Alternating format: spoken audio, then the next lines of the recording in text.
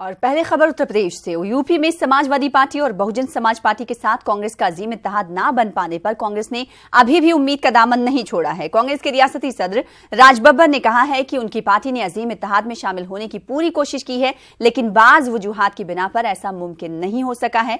राज बब्बर ने कहा है कि यूपी में बीजेपी को शिकस्त देने के लिए अजीम इत्तेहाद की तश्कील बेहद जरूरी है। इन्होंने कहा कि कांग्रेस इस मसले पर आइंदा 9 जनवरी को आज सरे-9 गौर करेगी। चाहते थे कि जो ताकतें बीजेपी के खिलाफ लड़ना चाहती हैं वो सब एकजुट हो जाएं। ये देश का एक जो है वो आज मूड है, देश की जनता का, जनमानस का मूड है। लेकिन हमसे कोई बातचीत किसी ने अभी कोई की नहीं है, हमें मालूम नहीं है। तो इस पर हम सिर्फ यही कहना चाहेंगे कि हम सबको सोचना चाहिए कि अकेले अगर कोई अपने अपने गठबंधन से अगर चुनाव लड़ना चाहता है तो बीजेपी को तो अगर हराना है। वहीं आलाजाद के तबकात को 10% रिजर्वेशन दिए जाने के मरकजी हुकूमत के फैसले पर यूपी कांग्रेस के सदर राज बब्बर ने सवाल उठाए हैं। इलाहाबाद में मीडिया से बातचीत करते हुए राज बब्बर ने कहा कि मोदी हुकूमत पहले अपने पुराने वादों को पूरा करके दिखाए। इन्होंने कहा कि मोदी हुकूमत ने अभी तक पुराने वादों को पूरा नहीं किया है। ऐसे में 10% रिजर्वेशन का ऐलान हुकूमत की नीयत पर शक पैदा करता है। सवाल है, चाहे वह भगवान राम के मंदिर का सवाल हो, चाहे समाज के अंदर किसी भी वर्ग का सवाल हो, वो जुमले बोलने में माहिर हैं और बस हम चाहते हैं कि कहीं ये जुमला ना हो। आपको क्या शक है नीयत पर उनकी? शक है, हमें नहीं पूरे देश को उनकी नीयत पर शक है, क्योंकि अभी तक उन्होंने 2014 में कहा था वो नहीं किया। इलाहाबाद में शुरू होने वाले कुंभ मेले में मुस्लिम समाजी तंजीमों ने अपना ताउन देने का फैसला किया है। शहर की कई मुस्लिम समाजी तंजीमों ने मेला इंतजामिया के शाना बशाना मिलकर अवामी खिदमात पेश करने का ऐलान किया है। मुस्लिम तंजीमों का कहना है कि गंगा जमनी तहजीब की अलामत रहे कुंभ मेले में आने वाले अकीदतमंदों को कोई दुश्वारी नहीं होने दी जाएगी।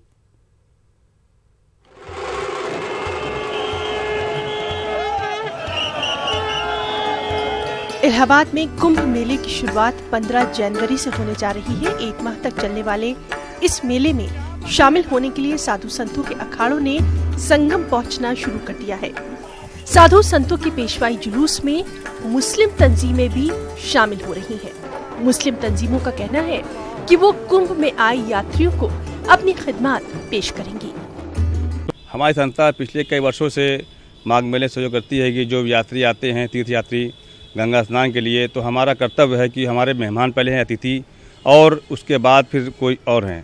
और हम लोग कोई धर्म भेदभाव मानते नहीं, क्योंकि हमारा जो इलाहाबाद शहर हैगा ये गंगा जमनी तहजीब हैगा और यहाँ पे संगम होता है। जो यात्री कुंभ में आ रहे हैं स्नान करने के लिए, तो उनके लिए हमने मुस्लिम समुदाय की तरफ से मैं खुद स्वयं चाय वितरण समारोह कर रहा हूँ।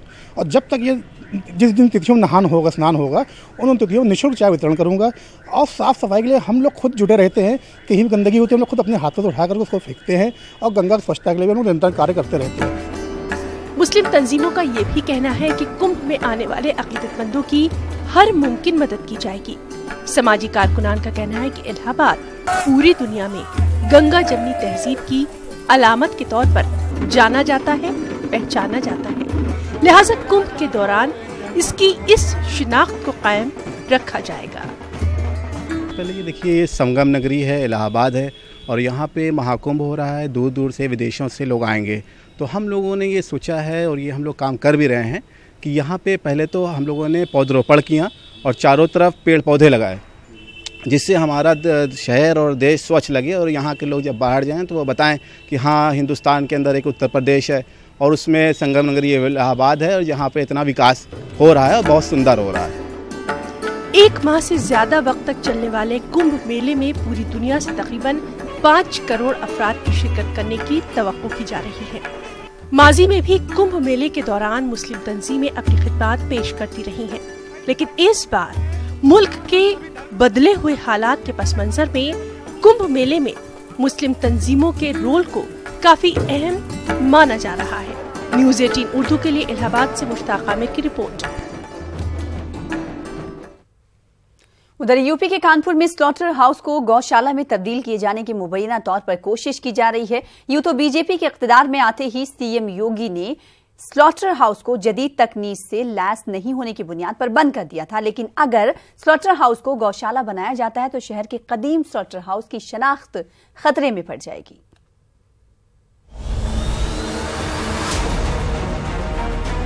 कानपुर का स्लॉटर हाउस बकर मंडी इलाके में 1969 में तामीर किया गया।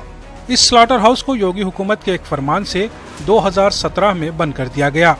मकामी लोगों के मुताबिक स्लॉटर हाउस की जमीन वक्फ बोर्ड की है और स्लॉटर हाउस से मुताल्लिक केस हाई कोर्ट में जेर समाअत है, लेकिन म्यूनिसिपल कॉरपोरेशन जबरन इस स्लॉटर हाउस को गौशाला में तब्दील कर रहा है। मकामी लोग इंतजामिया की इस कार्रवाई के खिलाफ सड़कों पर उतर आए हैं। उत्तर प्रदेश सरकार ने एक आदेश पारित किया कि जितने भी आवारा पशु हैं इन्हें सरकार की ब्लॉक स्तर भूमि पर इन्हें कैद किया जाए, बंद किया जाए। ये जगह वक्फ की है, इसका नंबर 387/193 वक्फ है और इसका कोर्ट में मुकदमा चल रहा है हाई कोर्ट में मेरे नाम से 8159 उसका नंबर है। लेकिन उसके बाद भी जो जगह विवादास्पद है वहाँ पर जानवरों को बांधकर मुसलमानों को परेशान करने का काम किया है। स्लॉटर हाउस जो पुराना कदीमी था, जो मुसलमानों की अपनी संपत्ति थी, जो वक्फ बोर्ड में भी इंदराज है, जिसका केस हाई कोर्ट में चल रहा है, उसके बावजूद उसको पहले तो बंद किया गया, भाई चलिए मानक के अनुसार नहीं था, उसका जो है मानक कर लिया जाए। लेकिन अब तो वहाँ कब्जा करके गौशाला खोलने का जो षड्यंत्र रचा गया, इसके विरोध में आज पूरा जन सैलाब उमड़ करके आया है और अगर सरकार ने इससे चेतना न ली तो ये जन आंदोलन बन के शहर के अंदर अपने हर तरह की कुर्बानी देने के लिए अंदर तैयार। एहतजाज में कुरैश बिरादरी ने कसीर तादाद में हिस्सा लिया। एहतजाज में रुकन असम्बली इरफान सोलंकी भी शरीक हुए। ऐसे में मामले में पुलिस को दखल देना पड़ा और पुलिस ने म्यूनिसिपल कॉरपोरेशन के ओहदेदारों को मौके पर बुलाया जरूर, लेकिन कार्रवाई में संजीदगी नजर नहीं आई। जो हमारे पास स्लॉटर हाउस है उसको हटा के यहाँ गौशाले बनाना, ठीक है, अच्छी बात है, गाय की अच्छा करना चाहिए, हम सब उसका मान सम्मान करते हैं। हमारा मजहब भी नहीं कहता कि किसी भी जानवर के साथ अन्याय करो, पर उनको बचाने के लिए आप हमारे पेट, हमारे बच्चों को, हमारे हालत के निवालों को छीनने का कोई अधिकार नहीं है। इनका ये कहना है कि ये वक्फ बोर्ड की ज़मीन है और यहाँ पर वो अवैध जितने पशु हैं यहाँ बांधे जाएंगे। नगर निगम वालों का कहना है कि नगर निगम की ज़मीन है। इस बिंदु पे फंसा हुआ है मामला, तो यहाँ पे अभी कुछ लोगों ने हमें ज्ञापन दिया है और अब हम इसमें जांच में निष्कर्ष तक पहुँचेंगे कि हमें करना क्या है। अभी मुझे इस बात की कोई पुख्ता जानकारी नहीं है और जैसे जैसे जानकारी होती जाएगी वैसे हम उसमें काम करेंगे। पुलिस भले ही मामले में संजीदा नहीं है, लेकिन स्लॉटर हाउस की दीवारों को जिस तरह से मुनहदिम किया गया है, इससे इंतजामिया की नीयत पर शक किया जाना लाजमी है। न्यूज़ 18 उर्दू के लिए कानपुर से संदीप सविता की रिपोर्ट। अलीगढ़ मुस्लिम यूनिवर्सिटी को किसी न किसी बहाने बदनाम करके बंद करने की साजिशें मुसलसल की जाती रही हैं। गुज़िश्ता दिनों अलीगढ़ मुस्लिम यूनिवर्सिटी के नाम को तब्दील करके मुल्क भर में अफरा तफरी पैदा करने की गरज से सुप्रीम कोर्ट में PIL दाखिल की गई थी, जिसे आज सुप्रीम कोर्ट की 2 रुकनी बेंच ने खारिज कर दिया। मज़कूरा बेंच में chief justice of India Ranjan Gogoi और जस्टिस संजय किशन कौल शामिल थे, जिन्होंने मज़कूरा PIL को वक्त जाया करने से ताबीर किया। सुप्रीम कोर्ट के फैसले पर मुस्लिम यूनिवर्सिटी के तलबा यूनियन और अलीग बिरादरी ने मसरत का इजहार करते हुए अदलिया पर अपना भरोसा और एतमाद जाहिर किया है और कहा है कि इस तरह की कोशिशें करने वाले कभी कामयाब नहीं होंगे। मुसलमानों की पहचान छीनने की कोशिश हमेशा की जा रही है सरकार में, और जिस तरह की मुझे पता चला कि सुप्रीम कोर्ट में किसी ने रिट फाइल करी थी और सुप्रीम कोर्ट के जो जज थे उन्होंने उसको डिसमिस कर दिया है। तो जुडिशरी पे हमारा भरोसा है, क्योंकि जुडिशरी एक ऐसी बॉडी बची है जो कि कहीं ना कहीं इस पे लोग भरोसा कर रहे हैं आज की तारीख में। तो ये मैं साफ बता देना चाहता हूं कि जो लोग मुसलमानों को या माइनॉरिटीज़ को दबाने की कोशिश कर रहे हैं, अलीगढ़ मुस्लिम यूनिवर्सिटी हिंदुस्तान की एक तारीख है और उसका अपने आप एक नुमाया है। NDA के दौर इख्तिदार में अक़लियतें ज्यादा महफूज हैं। ये इंकशाफ RTI के जरिए फ़िरक़ा वाराना फसादात पर पूछे सवाल के जवाब में हुआ है।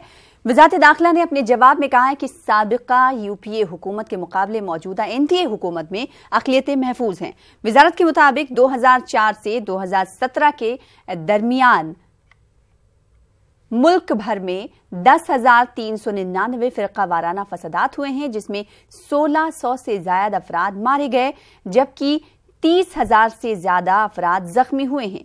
2009 से 2013 के दरमियान एक अंदाजे के मुताबिक 3,621 फसादात हुए, जबकि मौजूदा हुकूमत के इक़्तिदार में आने के बाद 2,920 फ़िरक़ा वाराना फसादात हुए हैं।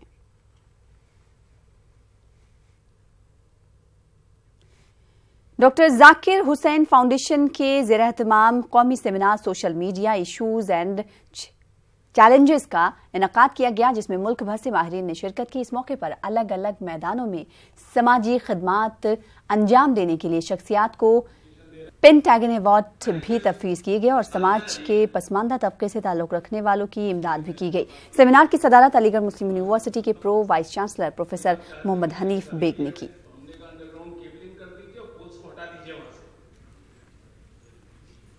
सीतापुर में पुलिस अफसरों की लापरवाही के सबब दबंगों के हौसले काफी बुलंद है। इक्तिसादी तौर पर कमजोर अफराद की जायदादों पर सीना जोर काबिज होने की ताक में रहते हैं। सीतापुर के पुलिस सुपरिटेंडेंट को इसी सिलसिले में कई शिकायतें मौसूल हुई और इनमें मानपुर इलाके का ऐसा मामला है जिसमें मुतासरा ने रहम की मौत की दरख्वास्त की है।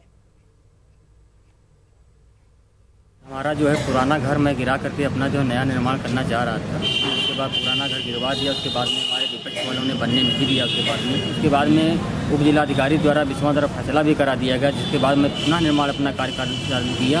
उसके बाद विपक्ष वालों ने जयकरण उद्देश्य में बनने नहीं दिया। तो हमको जो न्याय दिया जाए या हमको इच्छा मृत्यु कर दी जाए, इसके जिम्मेदार थाना अध्यक्ष मानपुर के ही होंगे। तो जयकरण उद्देश्य अच्छा नया बनाना चाहते हैं, नया बनाना देते हैं। आज आप इच्छा मृत्यु मांगने आए हैं पुलिस अधीक्षक से? क्या करें, बताओ तनका ठंडक हो रही है। सीतापुर पुलिस प्रशासन की लापरवाही के कई मामले आज सीतापुर पुलिस अधीक्षक कार्यालय में देखने को मिल रहे हैं। यहाँ पे एक वृद्ध इच्छा मृत्यु मांगने आता है क्योंकि दबंग और जबरन उसकी ज़मीन पर उसको ही मकान नहीं बनाने दे रहे हैं और इस ठंड में ओलावृष्टि में उसको वहाँ पे रात में ऐसे ही लेटना पड़ रहा है। देखने वाली बात यह है कि सीतापुर एसपी LR कुमार के द्वारा इस दोनों ही मामलों पे क्या कार्रवाई की जाती है। कैमरामैन अभिषेक के साथ हिमांशुपुरी, न्यूज़ 18 सीतापुर। हिमांशी तौर पर पसमानदा आलाजात के हिंदुओं को 10% रिजर्वेशन देने का ऐलान करके मरकजी हुकूमत ने बड़ा दांव खेला है। बिलाशुबा इस फैसले से अपोजिशन हैरान है और मोहतात रद्देअमल का इजहार भी कर रही है, तो NDA के लीडरान इसे तारीखी फैसला बता रहे हैं।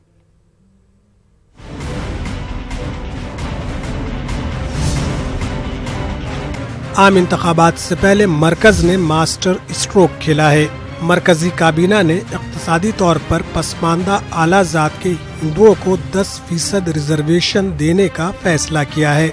मरकजी काबीना ने ये तय किया है कि रिजर्वेशन तालीम और नौकरी के शोबे में दिया जाएगा। सरकार इससे मुतालिक तरमीमात को कल ऐवान में पेश करेगी।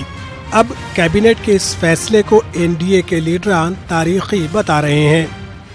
दिन है, प्रधानमंत्री नरेंद्र मोदी जी ने कहा सबका साथ सबका विकास। 132 करोड़ हिंदुस्तानी की फिक्र करते हैं प्रधानमंत्री, सबको साथ लेकर चलते हैं प्रधानमंत्री। नहीं, ये मुझे लगता है एक ऐतिहासिक फैसला और लोक जनशक्ति पार्टी पूरी तरीके से इस फैसले का हम लोग स्वागत करते हैं। निरंतर हम लोगों की तरफ से भी ये मांग रही। हम लोगों ने आज से नहीं, जब से हमारी पार्टी का गठन हुआ तब से हम लोग इस बात की मांग करते रहे। आज ये केंद्रीय कैबिनेट में पास हुआ है। मैं भारत के आदरणीय प्रधानमंत्री और उनके पूरी कैबिनेट और NDA के सभी सहयोगियों को मैं धन्यवाद दे रहा हूं और आभार व्यक्त कर रहा हूं। बीजेपी की तरह JDU और LJP ने इस फैसले का खैर मकदम किया है। इस फैसले का खैर मकदम जीतन राम मांझी और कांग्रेस ने भी किया है।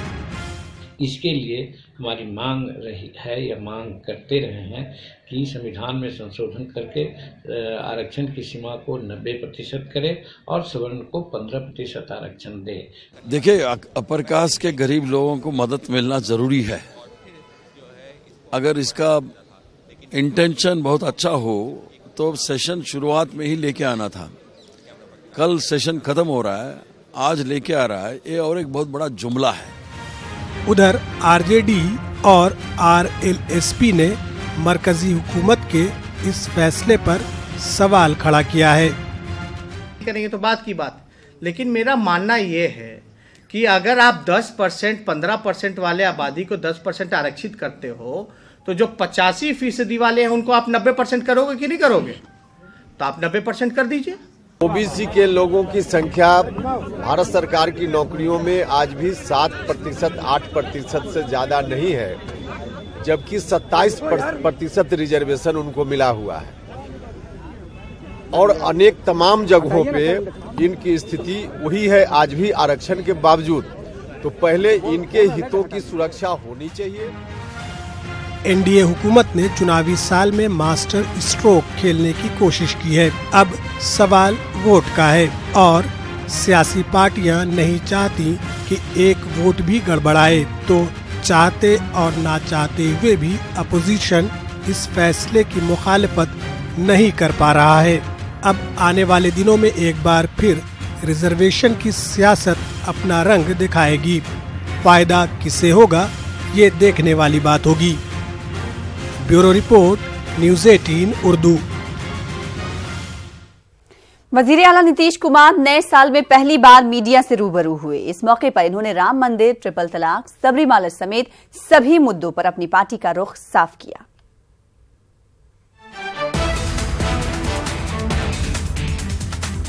नए साल में पहली बार सीएम नीतीश कुमार मीडिया से मुखातिब हुए। सीएम ने खुलकर हर मुद्दे पर बात की।